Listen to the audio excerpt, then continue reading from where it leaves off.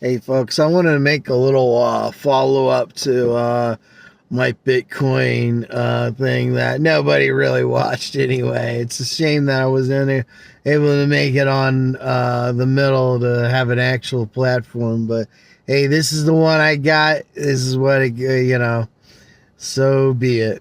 But anyway, one thing.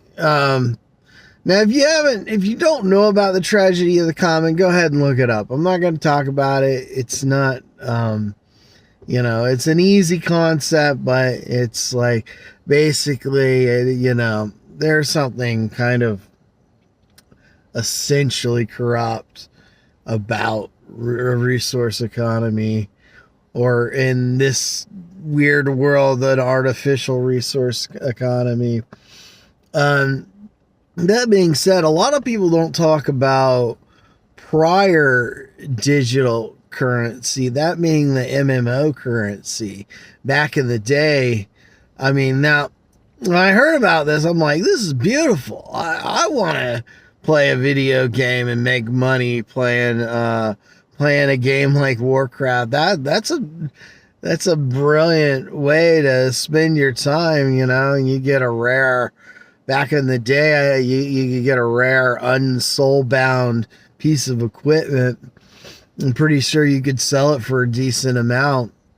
I think the government ended up cracking down on them, saying, gambling, etc., etc. I don't know who was first. I don't know if Warcraft started putting it in their terms of services first, or if the government forced their hand to do that. I'm not positive, but I do know that people were, I believe, creating sweatshops, and they were farming gold and selling the gold and getting President Trump's promise of mass deportation. Sorry, the radio cut off and came back on. But anyway, yeah, they were exploiting the system, ruined it for a guy like me. They ended up finding countries where, they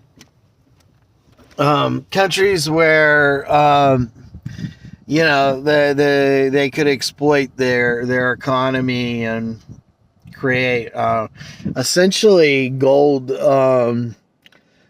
mining, fake gold mining sweatshops. I don't know, nowadays I think the challenging thing about the MMO is it's a lot harder to create bots to mine. I think there were bots that were mining gold, etc. But with Bitcoin, it's so much easier to create an algorithm because there's no interaction. There's no video game interaction. You're not actually required to go and mine something. I mean, there are people that you could pay to occupy your game to inflate the numbers too. There's a lot of weird, corrupt stuff out there that goes beyond Bitcoin. And maybe it's still up for debate whether Bitcoin is inherently corrupt or not.